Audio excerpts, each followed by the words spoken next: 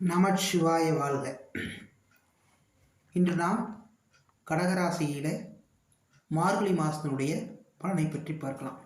கடகராசிக்கு இந்த மார்கழி மாதத்தினுடைய பலன் எப்படி இருக்கும், நன்மையை தருகிறதா தீமையை தருகிறதா என்பதை ஒரு ஆராய்ச்சி பண்ணுவோம். என்னென்னா, கடகராசிக்கு கிரக நிலைகள் எவ்வாறு இருக்குது, முதல்ல கிரக நிலையெல்லாம் எவ்வாறு இருக்குன்னு பார்க்கலாம்.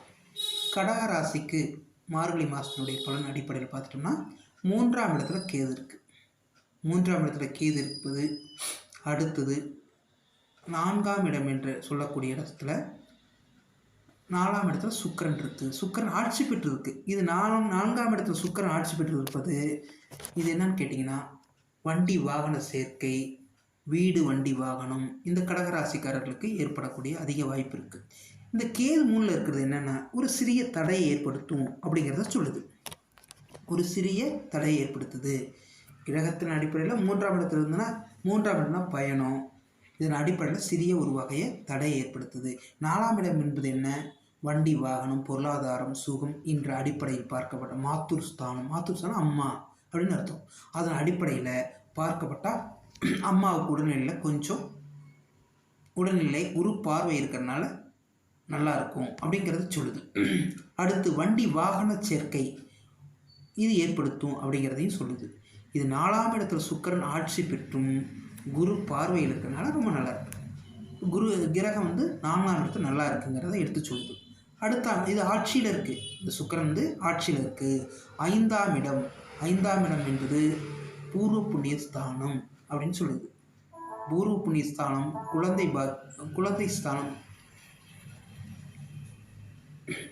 குழந்தைக்குள்ளே ஸ்தானமாகவும் பார்க்கப்படுகிறது.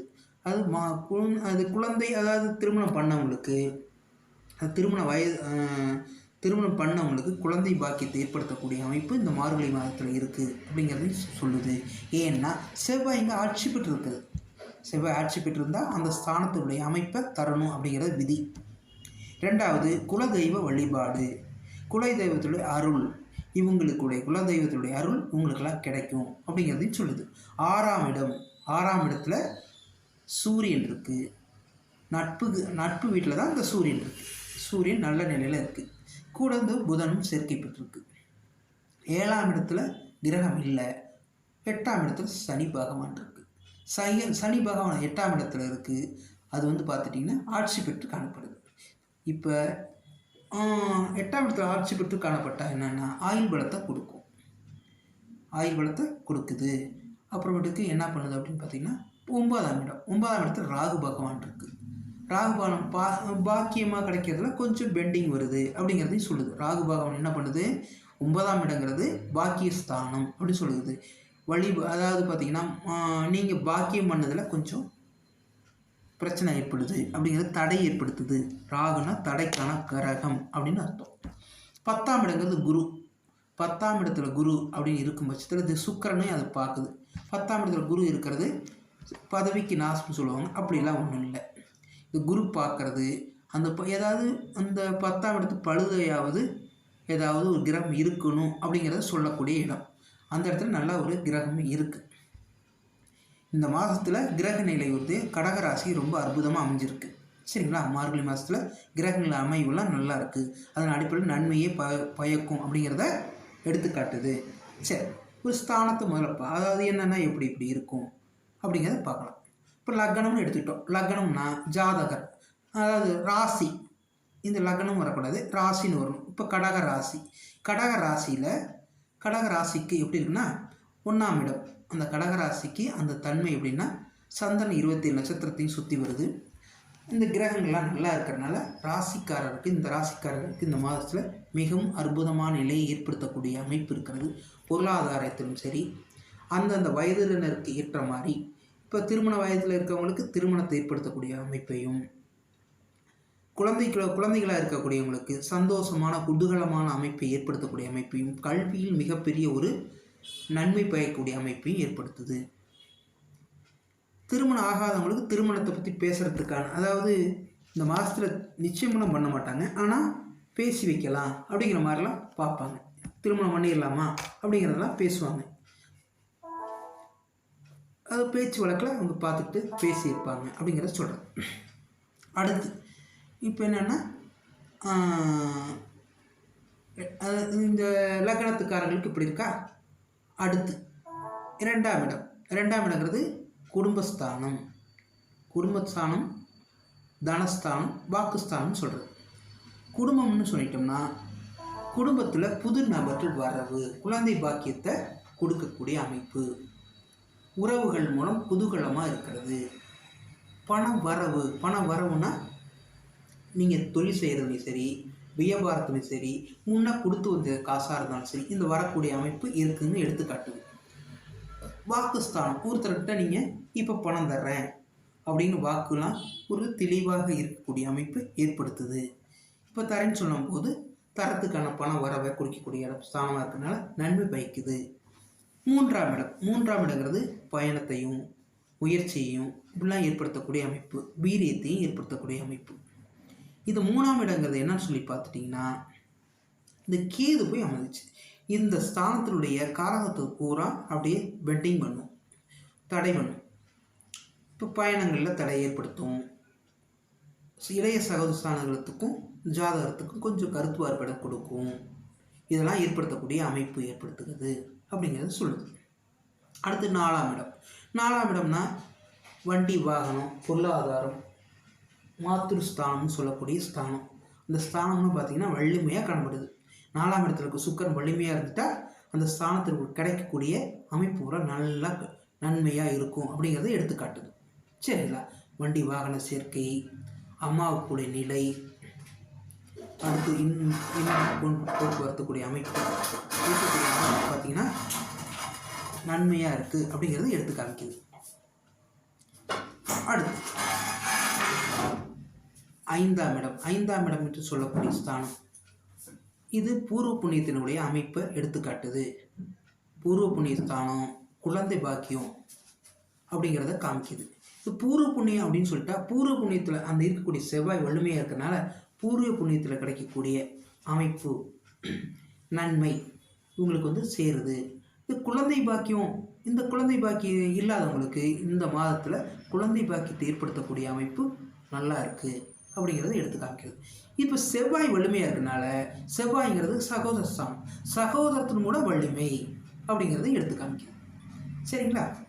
அடுத்து 6ஆம் இடத்துக்கு அந்த இருக்கக்கூடிய ஸ்தானத்தினுடைய அமைப்பு பார்த்திங்கன்னா சூரியனும் புதன் இருக்குது. இது எதுன்னா அந்த ராசிக்கு 2ஆம் அதிபதி சூரியன் அங்கே 6ஆம் இடத்துல இருக்கிறதையும் கூட புதன் இருக்கிறதையும் மிகவும் வலிமையாக காமிக்குது. அந்த சூரியன் நட்பு வீட்டில் தான் அமைஞ்சிருக்கு. அந்த நட்பு வீட்டில் அமைகிறது மட்டும் இல்லாமல் குரு பார்வையின் சேர்க்கை குரு பார்வையும் பெற்றிருக்கிறதுனால அது என்ன ஆகுதுன்னா ரணஸ்தானம்னு சொல்லுவாங்க. ரணம் ருணஸ்தானம் அப்படின்னு சொல்லுவாங்க. எதிரிகளை வெற்றி பெறக்கூடிய ஸ்தானம். எதிரிகளை வெற்றி பெற்று நன்மை ஏற்படுத்தக்கூடிய அமைப்பு அங்கே ஏற்படுகிறது குரு பார்வையின் அடிப்படையில். இங்கே ரணம்லாம் ஏற்படலை, கடனை ஏற்படுத்தலை. அப்படி கடன் ஏற்பட்டாலும் அங்கே குரு பார்வையில் நன்மையான சுபகாரியத்தினுடைய செலவு தான் ஏற்படுத்துது அப்படிங்கிறத எடுத்துக்காட்டுது. சரிங்களா. அடுத்து 7ஆம் இடங்கிறது எப்படின்னா இது களத்திரஸ்தானம்னு சொல்லுவாங்க. களத்திரம்னா மனைவி அப்படிங்கிற இடம் அல்லது நண்பர்கள்ங்கிற இடம். இது இணக்கமான சூழ்நிலை ஏற்படுத்தக்கூடிய ஸ்தானம் அப்படின்னு சொல்கிறது. அதாவது ஒரு நபருக்கு அதுக்கு தகுந்த மாதிரி நபர்களை கொண்டு வந்து சேர்க்கக்கூடிய ஸ்தானம்னு சொல்லுது. அதன் அடிப்படையில் பார்க்கப்பட்டால் அது சனி அந்த ஆட்சி பெற்று காணப்படுது. ஆட்சி பெற்று காணப்படுறதுனால மனைவியின் மூலம் வருமானத்தை ஏற்படுத்தக்கூடிய அமைப்பு அங்கே இருக்குது. ஏன்னா 7ஆம் இடத்துக்கு 2ஆம் இடத்துல சனி இருக்கிறனால வருமானத்தை ஏற்படுத்துது அப்படிங்கிறது சொல்லுது. 9ஆம் இடங்கிறது இடத்துல ராகு பகவான் இருக்குது. இந்த ராகு பகவானுங்கிறது எப்படின்னு அப்படின்னா அது ஜாதக ரீதியாக பார்க்கணும். இருந்தாலும் அந்த 9ஆம் இடங்கிறது பாக்கியங்கிறது அமைக்குது. இது பொதுவாக பார்த்தோம்னா பாக்கியங்கிறது தடை ஏற்படுத்துது அப்படிங்கிறத சொல்லுது. ராகு என்ன பண்ணுது, இது சூரியனுக்கு அல்லது 9ஆம் இடத்துக்கு பாதகமாக இருக்குது. இந்த ராகுங்கிற கிரகம் என்ன அப்படின்னா எப்பவும் நெகட்டிவான பிளானட். இது ரிவேர்ஸில் வரக்கூடிய கிரகம். அதனால் ஒரு தீமையான ஒரு அமைப்பு தரக்கூடியது. அதனால் கொஞ்சம் நன்மை கம்மியாக தான் இருக்குது அப்படிங்கிறதையும் சொல்லுது. சரிங்களா. அந்த வீட்டதிபதி குரு பகவான் அந்த வீட்டுக்கு 2ஆம் இடத்துல இருக்கிறது ஒரு ப்ளஸ் பாயிண்ட். அதன் அடிப்படையில் நல்லா இருக்குங்கிறது ஒரு நன்மையை ஏற்படுத்தக்கூடிய அமைப்பு. அந்த வீட்டு அதிபதின்னு சொல்லக்கூடிய அதிபதி நல்லா இருக்குது. திரிகோணங்கிற ஸ்தானத்தில் சனி பகவான் இருக்குது. சனி பகவான் திரிகோணத்தில் இருக்கிறது. திரிகோணத்தில் செவ்வாய்ங்கிற பகவான் இருக்குது. அதனால் மிகவும் அற்புதமான அமைப்பாக இருக்குது. அதனால் நன்மையை ஏற்படுத்துது அப்படிங்கிறத சொல்லலாம். சரிங்களா? அடுத்து 10ஆம் இடம். 10ஆம் இடங்கிறது சொல்லக்கூடிய இடத்துல குரு பகவான் இருக்குது. 10ஆம் இடத்துல குரு பகவான் வர்க்கம் பெற்றிருக்கு. அதை சுக்கிரன் 7ஆம் பார்வையாக பார்க்குது. 10ஆம் இடத்து என்பது கர்மஸ்தானம். இது கர்மம்னா என்னென்னா வேலையை அமைக்கக்கூடிய இடம். இது வேலைன்னா நம்ம தொழில் செய்கிறதா இருந்தாலும் சரி, நமக்கு வேலைக்கு போகிறதா இருந்தாலும் சரி, வருமானத்தை கொடுக்கக்கூடிய ஸ்தானம். ஒருவருக்கு வேலை செஞ்சு பிழைக்கணும், ஒருத்தருக்கு தொழில் செஞ்சு செய்யணும் அப்படிங்கிற ஒவ்வொருத்தருக்கு தனிப்பட்ட ஜாதக அமைப்பில் இருக்கும். அதன் அடிப்படையில் நன்மையை ஏற்படுத்தக்கூடிய அமைப்பு இங்கே இருக்குங்கிறத சொல்லும். சரிங்களா? 11ஆம் இடம். 11ஆம் இடங்கிறது லாபத்தை கொடுக்கக்கூடிய இடம் அப்படின்னு இடம். அந்த 11ஆம் இடத்துல லாபங்கிறது நன்மை இருக்கா அப்படின்னு சொல்லி பார்த்துட்டோம்னா, அங்கே 5ஆம் அதிபதியும் 10ஆம் அதிபதியும் பார்க்கக்கூடிய அந்த செவ்வாய் பார்க்குது. மிக அற்புதமாக இருக்குது. அந்த வீட்டு அதிபதியும் ஆட்சி பெற்றிருக்கனால நன்மையை தருது அப்படிங்கிறத சொல்லுது. 12ஆம் இடம். 12ஆம் இடம் அயன சயன போகஸ்தானம்னு சொல்லக்கூடிய ஸ்தானம். இது விரயஸ்தானம்னு ஸ்தானம். இது விரயத்தை ஏற்படுத்துதா இல்லை அயன சயனத்தை ஏற்படுத்துதா? இங்கே புதன்கிற கிரகம் அந்த இடத்தையே பார்க்குது. 2ஆம் இடத்து அதிபதி அதாவது ராசிக்கு கடகராசிக்கு 2ஆம் இடத்து அதிபதி சூரியன் அந்த ஸ்தானத்தை பார்க்கறனால அயன சயனத்தையும் போகத்தையும் கொடுக்குது, சுப விரயத்தையும் கொடுக்குதுங்கிறத சொல்லுது. சரிங்களா? இந்த மார்கழி மாதத்துக்கு கடகராசிக்கு மிகவும் அற்புதமான நிலையை ஏற்படுத்துதுங்கிறத பொதுவாக கிரகங்கள் சொல்லுது. இது தனிப்பட்ட ஒரு ஜாதகத்தின் அடிப்படையில் தனிப்பட்ட பார்க்கணும். இது பொதுவான பலன் தான். சரிங்களா? நமச்சிவாய வாழ்க. இது பார்த்தீங்கன்னா அஸ்ட்ரோ குரல் டிவியை சப்ஸ்கிரைப் செய்யாதவங்க சப்ஸ்கிரைப் செஞ்சுக்கங்க. பக்கத்தில் இருக்க பெல் ஐக்கானை அழுத்திக்கங்க. இது உறவினர்களுக்கும் நண்பர்களுக்கும் இதை தெரியப்படுத்தினீங்கன்னா அவங்களும் தெரிஞ்சுக்குவாங்க. சரிங்களா? சரி, அடுத்த வீடியோவில் பார்க்கலாம்.